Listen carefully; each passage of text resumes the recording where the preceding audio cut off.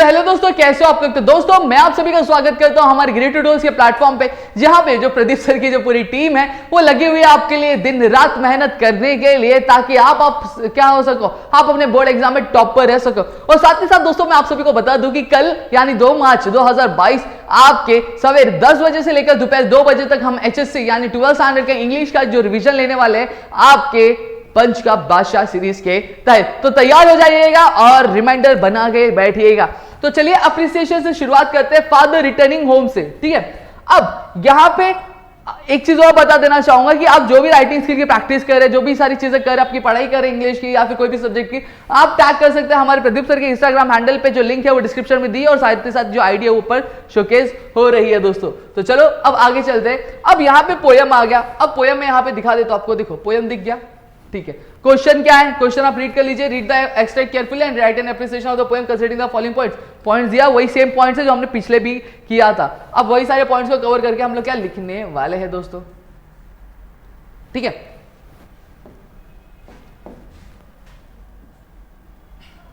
दो मिनट रुकिएगा दोस्तों, यहां पे मेरा हमारा जो मिनट गया।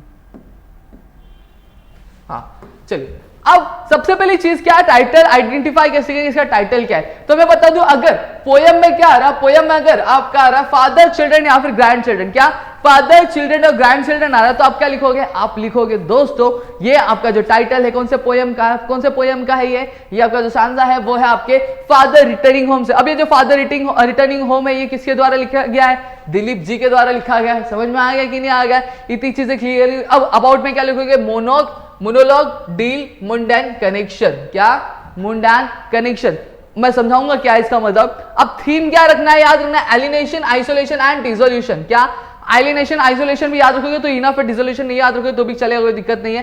थीम क्या, एलिनेशन आइसोलेशन, ठीक है। स्टाइल क्या है, फ्री वर्ड्स। इससे पहले वाली जो वीडियो अपलोड की होगी उस फ्री वर्ड्स क्या होता है ऑलरेडी मैंने बताया, यानी आप देखोगे तो यहाँ पे जो राइमिंग वर्ड कोई भी क्या नहीं यूज किया गया है, समझ में आ गया।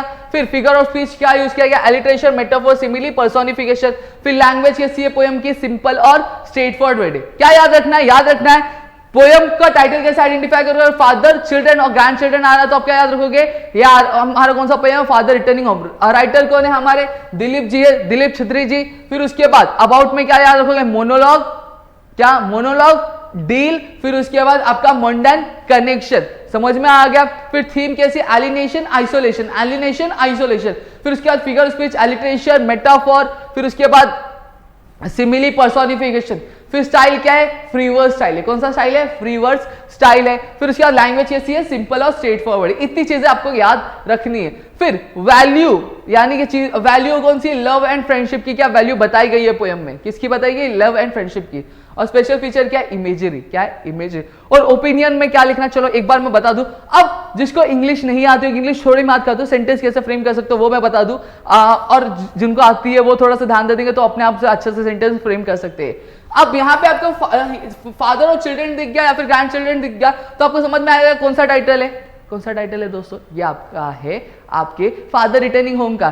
तो यहां पे क्या लिखना है, the title, the father returning home, the father returning home, the poem is written by Dilip Chhetri ji. The poem states the monologue of a person that deals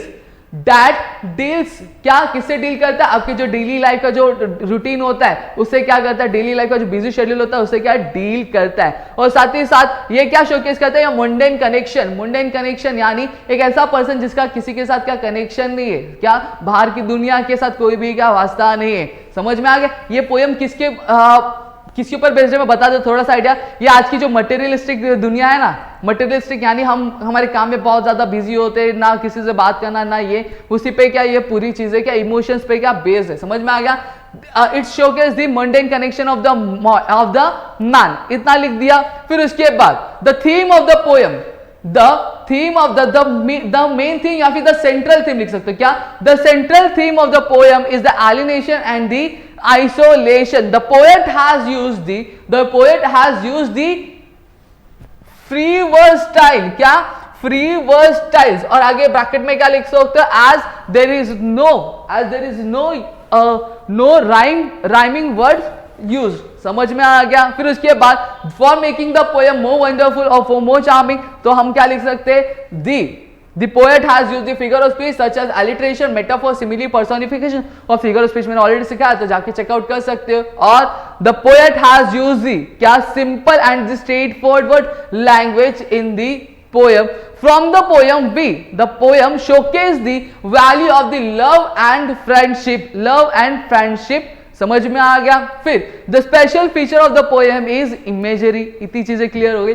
और ओपिनियन में क्या है, ओपिनियन ये हमें क्या शोकेस करता है, मेरे ख्याल से अगर मैं लिखूंगा तो मैं क्या लिखूंगा, मैं ये लिख सकता हूं कि ये जो पोएम है मुझे क्या शोकेस कर रहा है दोस्तों, मुझे शोकेस कर रहा है जो रिलेशंस होते हैं। आज के जो लोग हैं वो अपने काम में बहुत ज्यादा बिजी हो जाते हैं, अपने दोस्तों अपने परिवार से मिलना बहुत ही ज्यादा कम हो जाता है। तो यही सारी चीजों के बारे में, तो इससे रिलेटेड आप कोई भी चीजें लिख सकते हो। समझ में आ गया अपने हिसाब से, ठीक है। तो दोस्तों आई होप आपको सारी चीज समझ में आ गई। समझ में आई है तो प्लीज वीडियो को लाइक करिएगा, चैनल सब्सक्राइब नहीं किया होगा तो प्लीज चैनल को सब्सक्राइब करिएगा, अपने दोस्तों के साथ शेयर करिएगा और ये सारे पॉइंट्स आप लिख लीजिए आपकी नोटबुक में और इसको आप लर्न करते रहिए, आपको सारी चीजें समझ में आ जाएगा, अप्रिसिएशन आएगा तो आपका उसमें धूम मचा के आ सकता है। आपको बिल्कुल टेंशन लेने की जरूरत है। और ये अप्रिसिएशन आपका 4 मार्क्स है तो 4 मार्क्स आपके यहाँ पे अच्छे से हो जाएंगे अगर आप सारी चीजें अच्छे से लिखोगे तो दोस्तों, ठीक है। और यहाँ बता दूं, यहाँ पे आपको कोई पॉइंट वाइज नहीं लिखना, आपको एक पैराग्राफ में, एक ही पैराग्राफ में पूरा अप्रिसिएशन लिखना रहता है, कोई पॉइंट वाइज नहीं रहता। समझ में आ गया। तो चलिए दोस्तों अब मैं आपसे अलविदा लेना चाहूंगा, हम मिलेंगे हमारे नेक्स्ट वीडियो में। तो तब तक के लिए घर पे रहिए, सुरक्षित रहिए, अपनी पढ़ाई जो है गिरी ट्यूटोरियल्स के साथ करते रहिए। और आपको और क्या कौन सी सारी वीडियोस चाहिए मुझे हमें कमेंट सेक्शन में जरूर बताएं, हम वीडियोस लेकर